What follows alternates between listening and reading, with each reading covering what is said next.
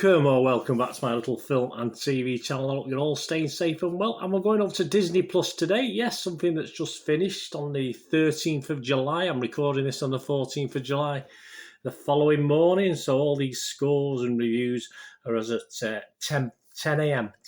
on the 14th of July 2022. We're going to have a look at Ms. Marvel today. Ms. Marvel, miniseries created by Bisha K. Ali, of course. The first, a lot of fuss over this because of obviously the lead character. Disney Plus, based on Marvel Comics, featuring the character Kamala Khan as Ms. Marvel, as we know her to become by the end of the series. 6 episodes by about 45 minutes each. And this is the 7th series in Marvel's cinematic universe produced by Marvel. And now the public think, the public are okay. It's a bit of a mixed mishmash, this one today, guys. Some strange scores. It looks okay. Joe Public Internet Movie Database, 6.1 out of 10. That's based on 60,365 reviews. And we have 17,809 10 out of 10s, which are absolute garbage, and 14,719 1 out of 10s. So as you can see, you're going to get a split opinion. But let's forget those two. Let's forget the 10 out of 10s, which are daft. Let's forget the 1 out of 10s, which are equally as daft in this case. And we're left with 19,233 people who scored between 6 and 9, and 8,604 scored between 2 and 5. So if you look at the pure stats, 69% positivity, so a bit higher than the Internet Movie Database or average score. So that bodes well, doesn't it?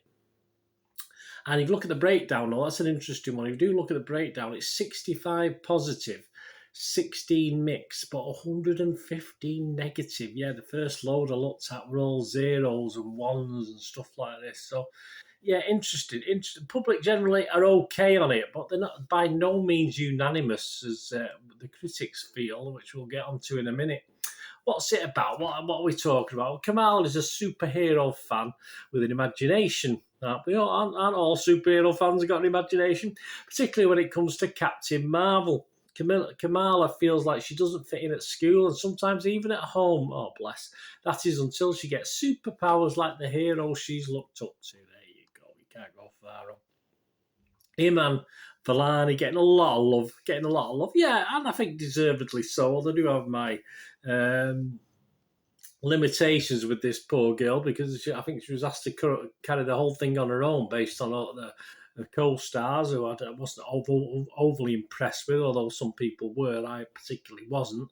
She's the only one for me that sort of kept me interested. None of the others actually contributed that much. Also, some of the stars, Matt Lintz, Yasmin Fletcher, Zenobia Shroff, Mohan Kapoor, Saga Sheikh, Laurel Marsden, Asda Usman, and many, many, many more. There's about another three or 4 lines of them, so I'm not going to go into them all. It's basically Iman Vellani for me that makes a difference in this. It premiered on June the 8th, 2022, the first episode, and ran for 6 episodes. So it concluded, as I said, on July the 13th. And it sets up the film The Marvels, which is due out in 2023, in which Vellani will reprise her role as Khan, along with additional cast members from the series. Well, not too many from this series, I hope, because most of them bored me to death. The critics, what about the critics? The public are a bit like that. Positive, but a bit like that.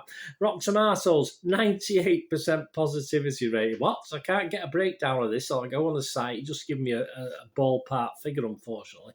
Average score of 8.95 out of 10. 8.95 out of 10. And that's supposedly based on 255 reviews, but I couldn't get any detail on that at all. So I'm a bit sceptical on that one. The consensus of the site reads, Ms. Marvel is a genuinely fresh addition to the MCU. Yeah, I'm not going to quibble on that one. Both stylistically and substantively, with Iman Vellani ably powering proceedings with her supersized charisma. Yeah, she does all right. Certainly early doors, but unfortunately when a bit of a story kicks in, her charisma's sort of left behind and we need a bit of a plot, unfortunately, not just the young lady's charisma. Metacritic, the other site we look at, 78 out of 100. So again, great, not as high as Rotten Tomatoes, but that's based on 23 critics. It scored anywhere between 30 and 100. Now, 30 was on its own, and all the rest give it at least 60. So that was a bit on its own. But I'll tell you, it's Nandini Balial, who I thought probably would have been, you think would be friendly to this, based on that name. I don't know where this Nandini, is it a man's name or a lady's name? My apologies. Anyway, they write for RogerEbbett.com and only give it 30 and said, using a marginalised culture as a crutch to get a new demographic of viewers, there is nothing creative about making a Mindy Kaling version of a Marvel show, especially if it's chock full of stale parent versus teen dynamics lifted from sitcoms decades older than the characters. So she didn't like it, or he didn't like it. A very good point, but I thought the family dynamic in the first 2 or 3 episodes was the best bit, the best bit in it, and kept me interested, in all fairness. Although, so, you know, yeah, that negative is my positive. Chicago Sun-Times is Richard Rupert, he liked it. 75 out of 100. He said, there's a few of these only watched a couple of episodes, so I've just picked the ones who watched the whole series, or appear to have watched the whole series. There is an instantly captivating, high-energy, relatively light and humorous series with first-rate production values and one of the more likeable casts in any series of any genre so far this year. Yeah, likeable cast, boring cast, plus the lead for me. Yeah, and as far as lightness, relatively light and humorous, yeah, again, to start with, but it didn't do that for me, but a bit more on that later on when I sum up for you. Caroline Frankie gave it 80 out of 100. She's from Variety. She said, the series makes a specific corner of the world feel fleshed out before too long, and has played with infectious charm by Valani. Yeah, that seems to be the Valani. That seems to be the sort of what everyone's saying in her first TV role. Well done. Kamala is a believably starry-eyed teenager whose bursting creativity and imagination spill over onto the screen, often literally. Yes, but yeah, once a story had to kick in, it wasn't quite as impressive, unfortunately. You can't do a six episode series on charisma alone or presence. It just doesn't work. Not for a young teenage actor anyway. I'm not too sure. She could be in her 20s now, and I never know how these things work out. Right, on to my summing up, guys, before we go.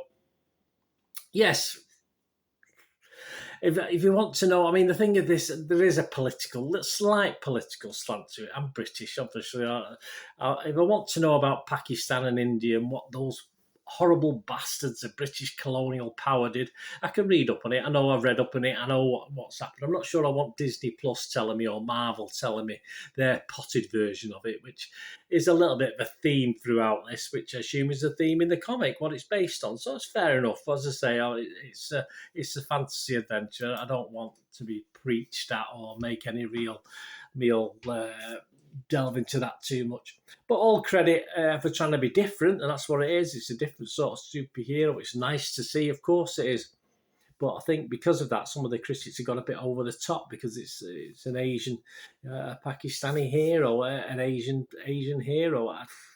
So what? I want a good story. I want to be entertained. I don't give a toss who the lead is or what they are or anything. As I said, the family dynamics were quite funny. I did enjoy them, which other critics didn't.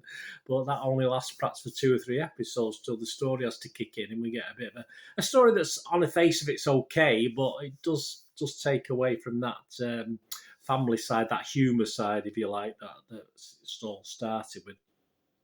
Yeah, entertaining, past it, but up to about episode 3, and then it all became a little less cute and funny for me, and it was all about the action sequences, which were okay, bog standard, but a bit same old, so nothing special on that score for me.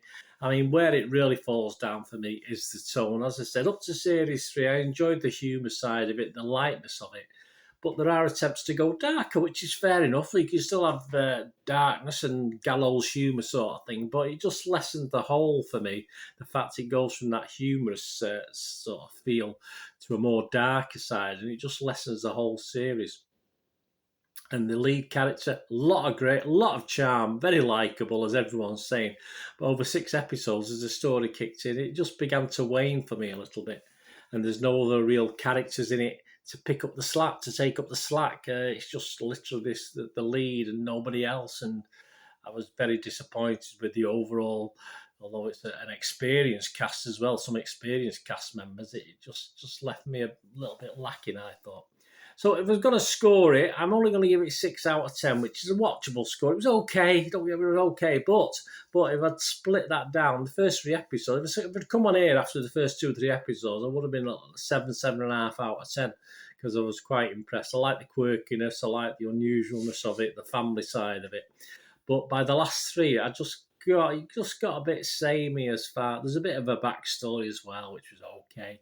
And I would probably rate the last 3 just about 5 out of 10. So that's where I've got my 6 out of 10 for. I don't really want to go higher than that. I thought there's a lot of love out there for this because of the theme, I think, rather than what's in it, which, as I said, I liked at the start, and then I got a bit bored by the end.